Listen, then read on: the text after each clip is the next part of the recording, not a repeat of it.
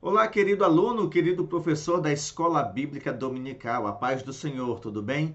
Bem-vindos a mais uma videoaula relacionada à revista de jovens, publicada pela CPAD e ensinada nas Assembleias de Deus no Brasil.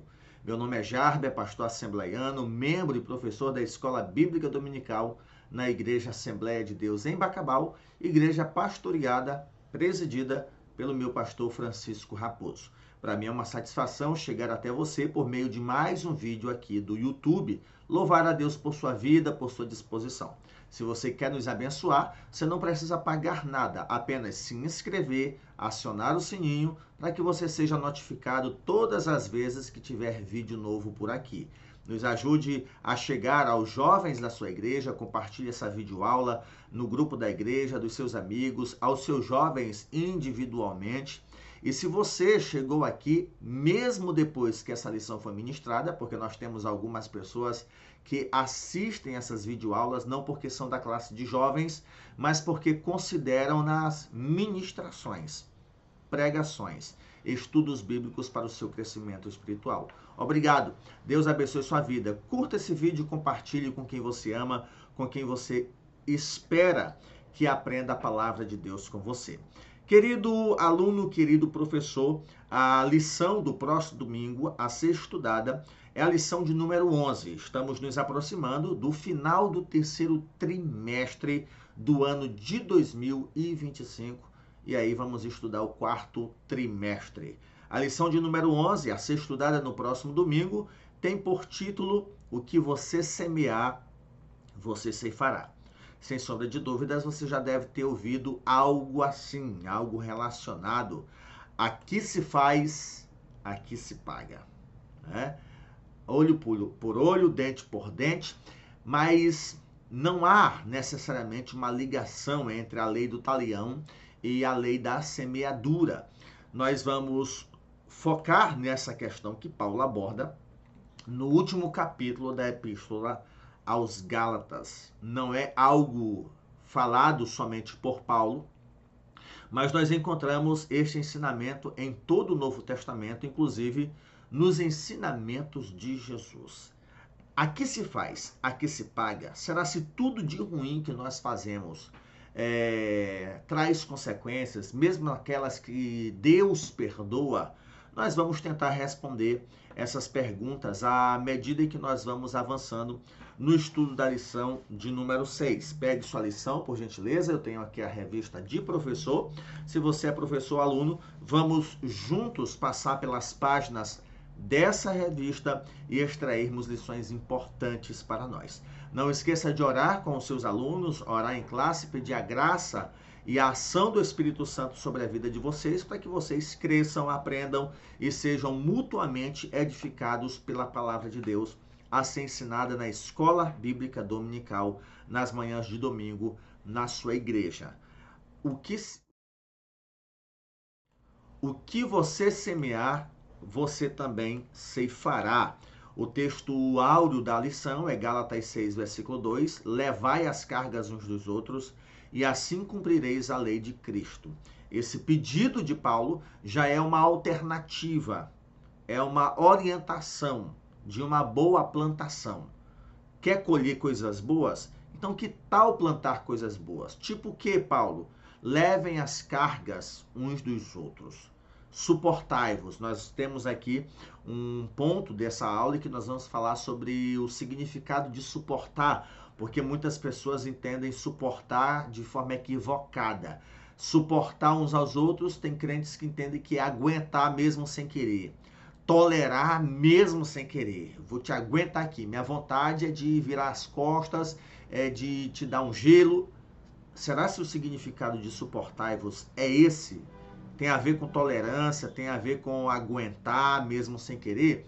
Nós vamos conversar sobre isso e entendermos o significado bíblico cristão da palavra suportar. Então nós temos aqui no textuário uma alternativa de boa semeadura, levar, compartilhar, que tem a ver com solidariedade, exercício da misericórdia, cultivo da compaixão, tudo isso aqui relacionado a uma atitude cristã. E o resumo da lição é: a espiritualidade também é fruto daquilo que se planta, seja na carne, seja no espírito. Espiritualidade versus carnalidade. Nós temos falado ao longo das nossas lições sobre legalismo. Legalismo é uma falsa espiritualidade, é uma religiosidade. Nós somos seres religiosos, né? Nós temos uma religião, mas a religiosidade ela é diferente da espiritualidade. A religiosidade ela está atrelada a práticas, pragmatismo, a identidade da religião. A espiritualidade é virtude, disciplinas da vida cristã. Inclusive, esses dias eu dei falta de um livro meu aqui na minha biblioteca, A Celebração da Disciplina. Procure esse livro, A Celebração da Disciplina, onde você vai aprender a cultivar disciplinas como jejum, como a oração, a contemplação. E desse livro, a parte que mais me atraiu foi a disciplina do serviço. Servir é uma disciplina. Então isso está ligado à verdadeira espiritualidade. Não são práticas legalistas, não são práticas fundamentalistas, mas são virtudes que são cultivadas pela ação do Espírito Santo em nós. Essa falsa virtude, esse falso traço de piedade é combatido por Paulo na segunda carta a Timóteo, me parece que no capítulo 3, quando ele vai dizer que os homens dos últimos dias serão enfatuados, orgulhosos, avarentos, mais amantes de si do que de Deus, apegados ao bem, mentirosos. E Paulo vai dizer assim: todos eles têm forma de piedade, aparência de piedade, parecem piedosos, mas não são. E então Paulo diz: foge também destes. Então nós precisamos tomar, queridos, cuidado com essa falsa piedade, essa falsa espiritualidade. Geralmente, o paladino da moral, o moralista, aquele que critica tudo, reclama tudo, ninguém é mais crente do que ele. Há um ditado que se uma torneira é muito apertada é porque tem vazamento. E muitos desses irmãos foram ensinados assim. Eu conheço irmãos que são crentes, tementes a Deus, mas o seu discipulado foi assim. Ele foi discipulado na base do pode e não pode, isso não pode, sem ter argumento nenhum para justificar a sua decisão. São crentes que olham para qualquer coisa e dizem não pode, olha para outra coisa e diz pode, mas não há um argumento, não há um raciocínio lógico a partir da Escritura. São irmãos que foram discipulados por pessoas que são assim.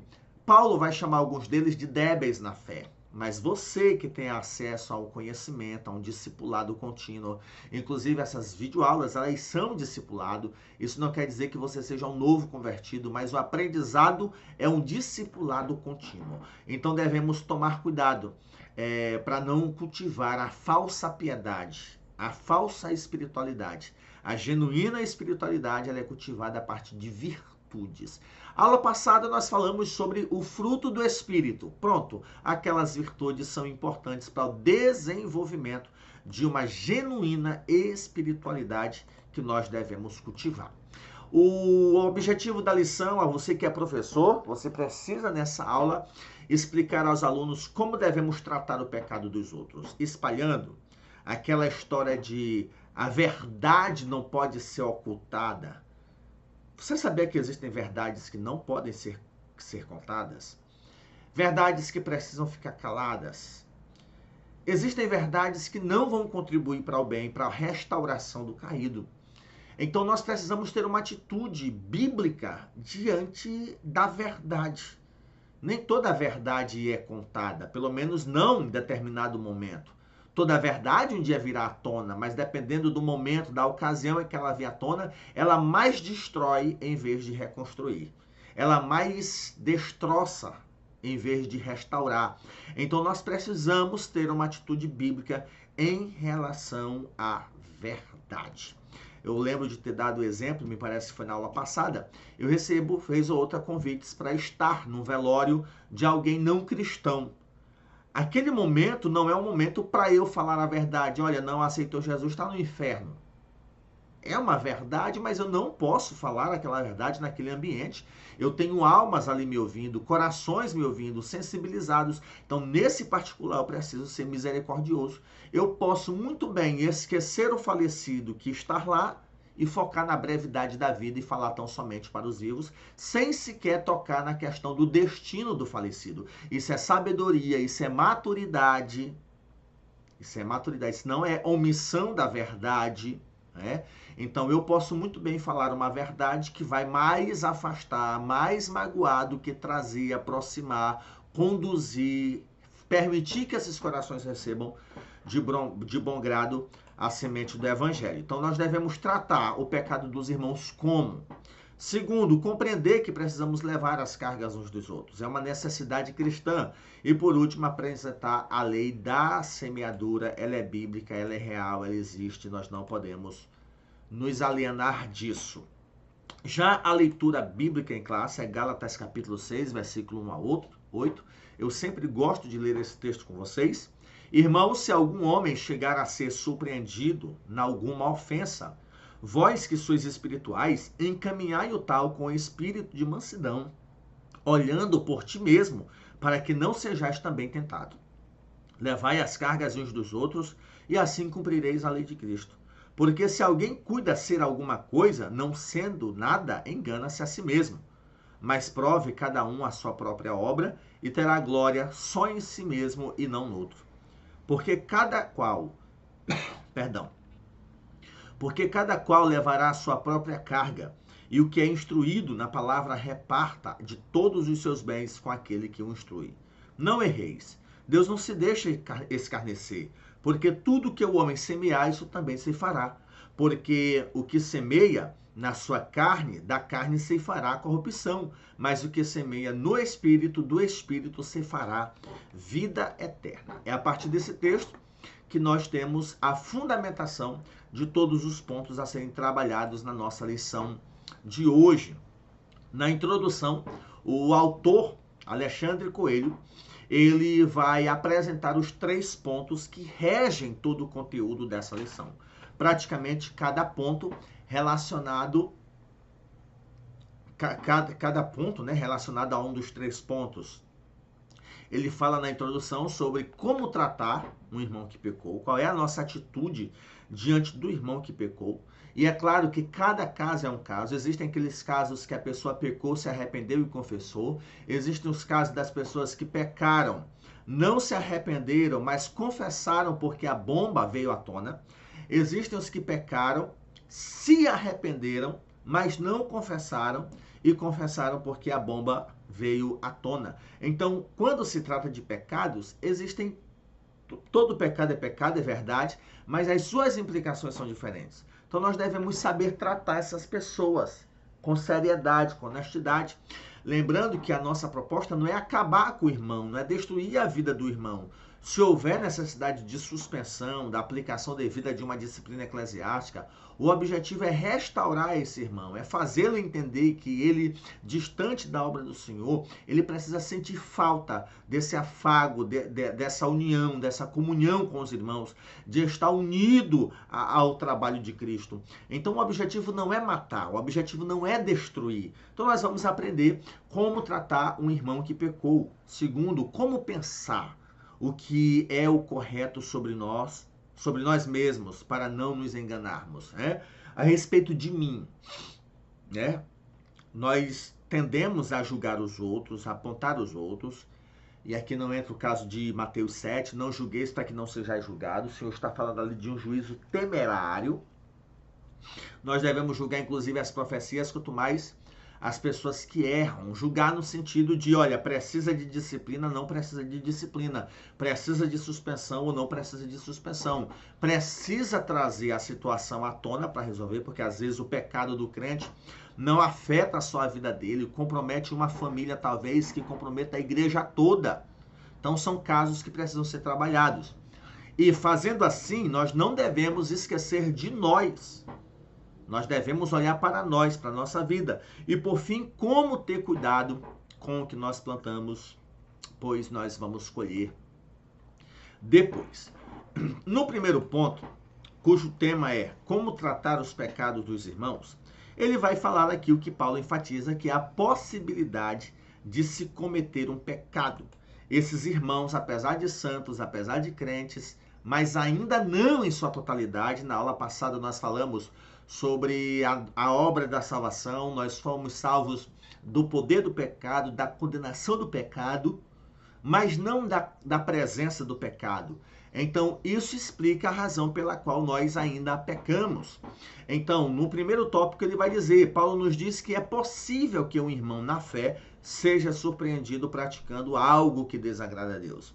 A descrição feita não se refere a uma pessoa que vive pecando, é obstinado, irresponsável, dissoluto, mas que deliberadamente desobedece à palavra de Deus, ou que deliberadamente desobedece à palavra de Deus de forma costumeira. É o irmão que tropeçou, é o irmão que caiu. Ah, pastor, e aquele que faz sempre? Esse irmão já deve ter experimentado a disciplina eclesiástica até que conserte a sua vida. Paulo está tratando daqueles irmãos que deslizaram, daqueles irmãos que cometeram pecado. Mas na frente ele vai dizer, olha, tome cuidado com vocês. Cuidado vocês para que vocês também não façam o mesmo, porque vocês vão ser julgados. Então vocês precisam semear aquilo que vocês vão colher no futuro. Então é possível cairmos, né? Nas nossas igrejas há uma prática muito comum de aplicar disciplina só em caso de pecados sexuais, pecados morais. Há igrejas, por exemplo, que não disciplinam os que se divorciam, não disciplinam os que se separam, não disciplinam os que, caso seja necessário, contraem novo matrimônio, praticamente disciplina por adultério ou fornicação. Não disciplina quando se trata de espalhar, né, conversas.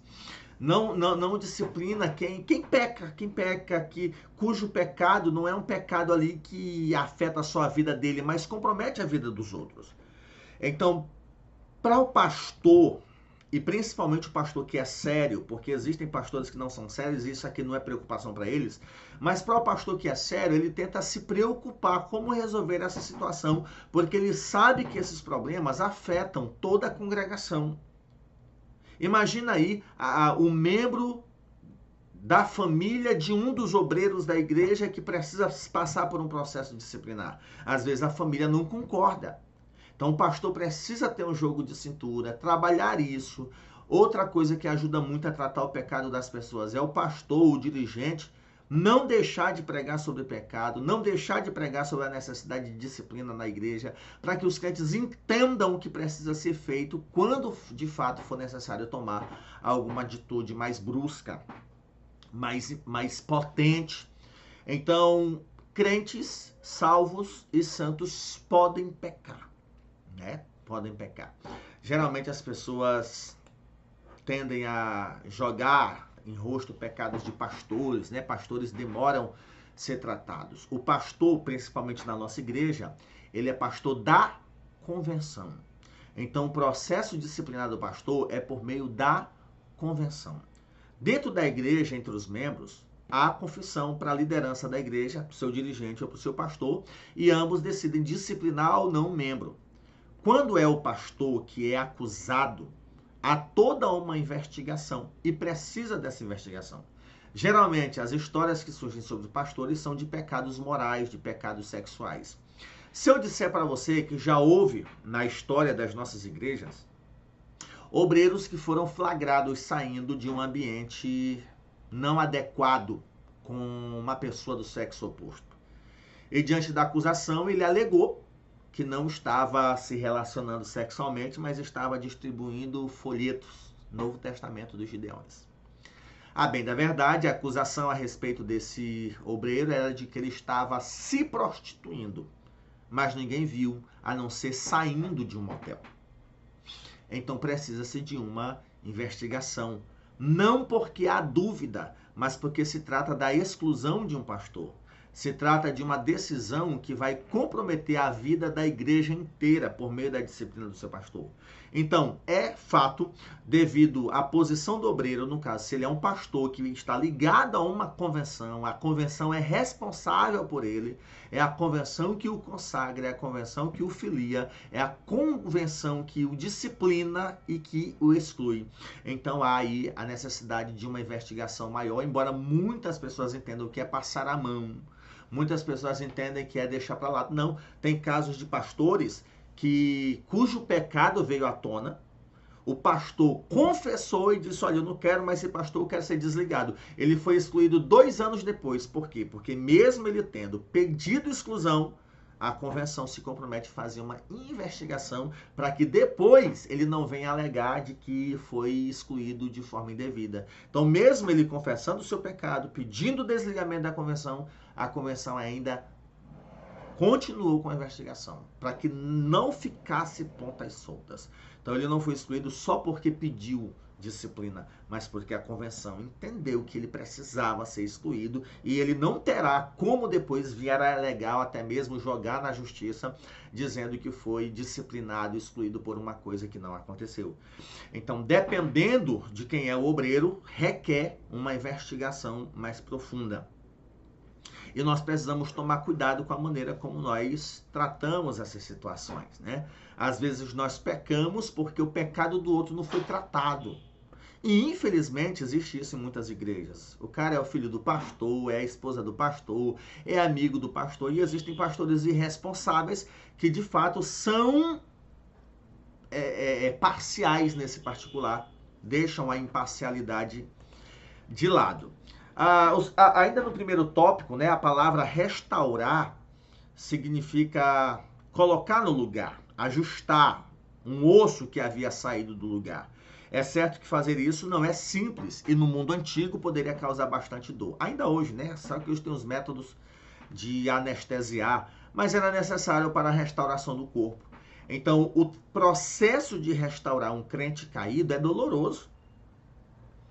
Existem igrejas que favorecem um ambiente de restauração. Eu tenho amigos que se envolveram com quem não deviam se envolver, o casamento acabou, hoje estão numa nova jornada, estão bem espiritualmente, estão bem moralmente, mas a mancha continua lá. O sinal do erro continua lá. São pessoas que não são mais condenadas pelo que fizeram, não são mais criticadas pelo que fizeram, porque passaram por um processo disciplinar. Se passaram pelo processo disciplinar, não tem por que alguém apontar o dedo, jogar em rosto, mas a mancha ainda está lá. Então, trazer o osso para o lugar dói, mas deixa sequelas, deixa cicatrizes. Por mais que a ferida seja sarada, a cicatriz está lá para se contar a história, para se lembrar do que aconteceu. Então, é assim que nós devemos tratar em parte o pecado dos irmãos. Procurar tratá-lo, restaurá-lo, a não ser quando ele não quer de forma nenhuma. Tá bom? Segundo tópico do primeiro ponto, o que é que define uma pessoa espiritual, virtuosa genuinamente? Um espírito de mansidão é apresentado por Paulo nessa carta como um sinal de espiritualidade. Ou seja, é provável que esse conselho tenha mais importância em nossos dias, onde os meios de comunicação e as redes sociais se tornaram um campo fértil para brigas, contendas e disputas. Basta esperar o próximo ano, que é ano de eleição presidencial, onde os nossos irmãos vão se degladiar, cada um com seu ídolo político. Então, falta-lhes o espírito de mansidão. E se nós não tivermos esse espírito de mansidão, o irmão que caiu, o obreiro que caiu, em vez de ser tratado, ele vai ser destruído. Ele vai ser acabado. Então, tenhamos isso em mente. O irmão caiu, o irmão pecou. Como é que nós vamos tratar da situação? Ele quer ser tratado? Ele aceita ser tratado? Eu gravei uma aula com o pastor Raifran Batista há pouco tempo sobre disciplina na igreja, uma aula que está disponível aos nossos alunos em particular. E nós compartilhamos alguns exemplos, por exemplo, de alguém... Alguém que chega para o pastor confessando, por exemplo, um adultério. Pastor, me arrependi, traí a esposa, ou traí o esposo, e eu queria que orasse por mim. Tá, irmão, você já contou pro cônjuge? Não, se eu contar ele me larga. Tudo bem, mas daqui a 30 anos, 20 anos, quando o cônjuge souber dessa história, ele vai tratar como se fosse naquele período, vem a mágoa por não ter contado. Então assim, você está suspenso, você está disciplinado, mesmo não de forma pública, mas procure tratar desse pecado com a pessoa com quem você traiu. Porque, gente, não adianta tratar em particular pastor e membro, sendo que o pecado foi cometido na igreja, dentro da igreja, com pessoa da igreja. Um dia essa história virá à tona. E o traído, a traída, como é que vai ficar? Então, nós que somos pastores, aí eu me coloco entre os pastores honestos, sérios, responsáveis, nós temos uma responsabilidade tão grande. Precisamos ter sabedoria do alto para tratar cada caso, cada situação.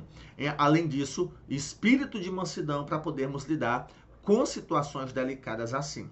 A nossa vida, eu achei interessante pontuar isso aqui desse tópico. A nossa vida espiritual aos olhos de Deus não é medida somente pelos nossos momentos com o Senhor, mas também pelos nossos momentos com nossos irmãos. Gritarias, grosserias e maus tratos vão na contramão do que Deus planejou para a comunhão do seu povo.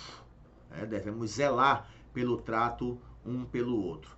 Todos podemos ser tentados. Primeiro, devemos tratar os irmãos que pecam.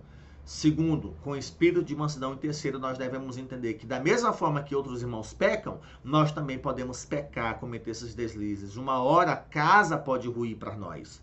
Então não basta perceber quando o irmão falha ou corrigi-lo com espírito de mansidão. É preciso que estejamos atentos, vigilantes, para não cairmos no mesmo pecado. O diabo anda espreitando alguém para devorar, procurando alguém para induzi-lo ao erro. E a nossa oração deve ser orientada pelo Pai Nosso: não nos deixes cair em tentação. Por que nós devemos tratar os irmãos que pecam? Porque amanhã pode ser nós. Já tivemos casos em nossa convenção de processo disciplinar de pastores, em que alguns colegas tratam mesmo de forma ácida, sem misericórdia. Até que chegou o dia em que esse obreiro precisou da misericórdia. E os irmãos lembraram da maneira como ele tratou alguém lá atrás. Ou seja, faltou misericórdia, a convenção tinha uma proposta, determinado colega foi com acidez, tem que parar, acabar, não adianta, E chegou um dia que essa pessoa precisou da misericórdia e da compaixão dos convencionais. E a misericórdia não foi estendida sobre ele, exatamente porque quando ele precisou exercer essa misericórdia, essa compaixão, ele não exerceu. Portanto, ele não era digno da compaixão dos seus pares. Então, nós precisamos tomar cuidado, porque amanhã pode ser nós que devemos precisar desse tratamento de misericórdia. Se mesmo o Senhor Jesus, cheio do Espírito, foi tentado por Satanás após ter jejuado, quem somos nós na fila do pão, né? Nós também podemos ser tentados em diversas áreas. Segundo ponto, levai as cargas uns dos outros, né? E aí vem a ideia de suportar. Suportar não é aqui tolerar, aguentar. Minha vontade é de matar, mas eu tenho que abraçar. Minha vontade é de esbofetear, mas eu tenho que sorrir. Minha vontade é de virar as costas, mas eu... Não. O suportar tem a ver com apoiar. Pense num pedestal, num tripé para segurar o microfone. Ele suporta o microfone no sentido de ser suporte, de ser apoio. Por exemplo, eu estou apoiado sobre esta cadeira. Essa cadeira está me suportando, essa cadeira é meu suporte, é meu apoio.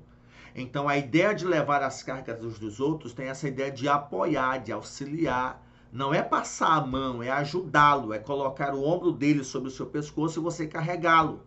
Então, suportar é ser suporte, é ser apoio, é ser essa base de sustento e não tolerar sem querer. Então, levar as cargas uns dos outros é apoiar aquele que está caído, é ajudar aquele que está ferido, é auxiliar aquele que foi magoado, amargurado, ou é o protagonista do pecado, é o protagonista da queda. Então, o suportar aqui tem essa ideia de auxiliar e não aguentar sem querer, mas apoiar. Não esqueça disso, tá bom? O tópico 2 do segundo ponto vai falar o que você acha de si mesmo. E aí eu lembrei da parábola do fariseu e do publicano, narrada nos evangelhos, onde o fariseu se apresenta diante de Jesus e diz assim: Deus, obrigado porque eu não sou como esses outros pecadores. E o publicano diz Jesus que ele sequer levanta a cabeça e quebrantado diz: Deus, tenha misericórdia de mim que sou pecador. E o publicano saiu justificado. Então, o que é que nós pensamos de nós mesmos? que eu sou em relação a outros irmãos? Eu peco, eu deslizo. O diabo também está me rodeando, procurando um meio para manchar a minha conduta, manchar a minha história, comprometer a minha fé. Então, o que eu acho de mim mesmo importa, porque o que eu acho de mim mesmo vai resultar na minha atitude em relação aos próximos, em relação aos que precisam de ajuda. É claro, diz aqui no segundo tópico da lição, é notório que temos todos nós uma imagem do que somos. E é possível que vejamos a nós mesmos de uma forma e Deus nos veja de outra. Lembra do caso de Caim e Abel? Abel estava adorando, Caim também, ambos oferecendo sacrifício ao mesmo Deus, mas Deus conhecia a vida de Caim e o reprovou. Para Caim, eu estou oferecendo meu sacrifício, estou fazendo a minha parte. Então, existem cristãos que acham, olha, eu já dei meu dízimo, sou aluno da EBD, eu não falto nos cultos, então eu estou em dia com Deus. Não é isso que vai determinar a boa imagem de Deus a seu respeito, mas uma vida de piedade, de devoção, de justiça, de equidade. Então, nós precisamos tomar cuidado com o que nós achamos de nós mesmos. Terceiro tópico do segundo ponto, o que é instruído na palavra, ou seja, ele vai dizer que uma pessoa espiritual, crente de mesmo, genuinamente virtuosa, compartilha o que possui com outras pessoas e no caso do ensino bíblico, isso é uma ordenança e o que é instruído na palavra reparta todos os seus bens. Como é que eu posso ajudar o irmão que pecou? Ensinando, ajudando, orientando, auxiliando, conduzindo, segurando pela mão dele, como nós seguramos na mão dos nossos filhos quando estão caminhando. Significa passar adiante aquilo que eu aprendi. Ensinar outros a ensinar. É o princípio lá de Josué, quando atravessou o Rio Jordão e Deus manda construir um memorial para que no futuro, quando os filhos deles perguntassem quem colocou aquelas pedras e eles contassem a história. Como diz Deuteronômio 6, ensinar os filhos, escreve na parede, nos umbrais, no braço, na testa, quando for dormir, quando levantar, quando estiver andando pelo caminho. Como vai nos ensinar Paulo a Timóteo, olha Timóteo, aquilo que da minha parte você ouviu, transmite a homens idôneos para que eles possam ensinar a outros. Ensinar alguém a ensinar. Se nós somos instruídos na palavra, a nossa atitude deve ser essa. Irmão, você caiu, você falhou. Talvez eu passei por isso, eu quero te ajudar. E mesmo eu não tendo passado por isso, deixa eu te ajudar, deixa eu te auxiliar. Já pensou, irmão, se os crentes mutuamente auxiliassem uns aos outros nas suas dificuldades, o trabalho pastoral não seria tão pesado, né? Embora o pastor esteja ali, na maioria das vezes seja remunerado para isso, mas o pastorado, o cuidado, não é só do pastor. Nós devemos socorrer uns aos outros, ajudar-nos mutuamente, conforme a palavra do Senhor. O terceiro ponto tem a ver com colher o que se planta, né? Já falamos sobre como tratar os irmãos. No segundo ponto, nós temos ouvido sobre levar as cargas uns dos outros, suportar uns aos outros. E agora nós precisamos atentar o porquê que eu devo cuidar bem dos irmãos que caem. Por que eu devo vigiar a minha vida? Porque eu posso colher o que eu planto. Deus não se deixa escarnecer, é o que Paulo vai dizer aqui no texto sagrado. Deus não se deixa escarnecer, pode parecer estranho Paulo dizer que quantas pregações têm sido vinculadas, a cópia aí do primeiro tópico não faz jus. O primeiro tópico do terceiro ponto diz tão somente, Deus não se deixa escarnecer. Isso. Então, quantas pregações têm sido veiculadas com o objetivo de mostrar um Deus que obedece às vontades humanas, que isenta os homens de seus pecados sem que haja arrependimento. E aí não tem como não lembrar do Vitor Azevedo, do Dave Leonardo e tantos outros massageadores de ego, né? Ah, pastor, mas eles alcançam... Sim, eu conheço irmãos que estavam em estado de depressão e foram melhorados com essas ministrações de autoajuda. Quem não gosta de autoajuda? Quem não gosta de palavras motivacionais? Essas pessoas estão, de fato, se sentindo muito melhor. Porém, entenda, nem tudo que nos faz nos sentir bem é o Evangelho. Nem tudo que nos faz sentir bem é o Evangelho. A pessoa pode viver feliz pelo dinheiro que tem. A pessoa pode viver feliz pela casa que tem, sem necessariamente ter sido alcançado pelo Evangelho. Então, nem tudo que nos faz bem é o evangelho. Então, o fato dessas pessoas se sentirem bem pelo que o David Leonardo e outros pregam, ensinam, não significa dizer que isso seja uma obra do evangelho. O problema é que essas pessoas acreditam que o que lhes fez sentir bem é o evangelho. Então, Deus não se deixa escarnecer, não, de maneira alguma. E aí nós temos no versículo 7, plantando o que nós, aliás, colhendo o que nós plantamos. Deve-se ter em mente que há uma lacuna de tempo entre o tempo de semear e o tempo de colher. Nem sempre as nossas ações, sejam elas boas, sejam elas más, terão frutos imediatos, mas esses frutos um dia nos alcançarão. Lembrei aqui da história de Davi, né? Davi e Batseba matou Urias, o filho dele com Batseba morreu. E a Bíblia já vai nos contar a história de Davi a partir disso, já com os outros filhos dele adultos. Então, depois da morte do filho dele com Batseba, houve um período, entre aspas, de paz. Mas os seus filhos cresceram e se tornaram uma praga na casa de Davi. Perdoado, restaurado, mas ainda assim sofreu as consequências dos seus erros. É muito bom você entender que você pode encontrar na igreja que você faz parte um ex seu. Alguém que você namorou lá na juventude, teve bons momentos com ele ou com ela, e agora você está casado com filhos e do nada essa pessoa lá do passado tem contato com o evangelho e passa a congregar na mesma congregação que você. Que lembranças isso vai te trazer? Que reação isso vai trazer para o teu atual cônjuge? Você deve orar o quê para essa pessoa não aceitar Jesus?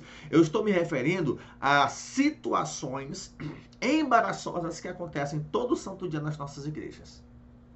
Tá bom? Digamos que esse teu ex, essa tua ex, qual é a imagem que ele tem de você? E agora ele aceitou Jesus e sabe que você agora faz parte da igreja que ele faz parte. Qual é a lembrança que ele tem de você? Que ela tem de você? Não é mais tempo de voltar atrás e resolver o que tinha que ter resolvido lá atrás. Você vai ter que lidar com as dificuldades. Gente, eu estou dando aqui exemplos que eu, enquanto pastor, lido quase sempre. É comum isso acontecer nas nossas igrejas. E a gente precisa orar, ter graça de Deus para lidar com essas situações. O terceiro ponto, concluindo aqui esse segundo tópico, né? A lei da semeadura é opcional, mas a colheita é obrigatória. Eu gostei dessa frase aqui, extraída da lição. A lei da semeadura é opcional. Eu posso exercer misericórdia, posso ser misericordioso, posso não ser, eu posso ser temperante, posso não ser, mas a colheita é obrigatória. Eu plantando ou não, eu vou colher. Se eu fui misericordioso, se eu não fui temperante, se eu fui benigno, se eu fui longânimo, a colheita uma hora vem. Ou colheita boa, ou falta de colheita. E nós precisamos colher coisas boas da nossa vida. Terceiro e último tópico, do terceiro e último ponto, carne e espírito, coisas que nós estudamos na aula passada, como campos da semeadura. Não basta saber quais são as obras da carne e o fruto do espírito. É preciso tomar uma decisão. Semear na carne e colher as obras da carne, ou semear no espírito e colher o fruto do espírito. Gente, basicamente, Paulo está dizendo assim, você vai escolher aí. Você vai viver o que? As obras da carne ou o fruto do espírito? Se eu plantar ira, eu vou colher ira. Se eu plantar prostituição, eu vou colher os frutos da prostituição.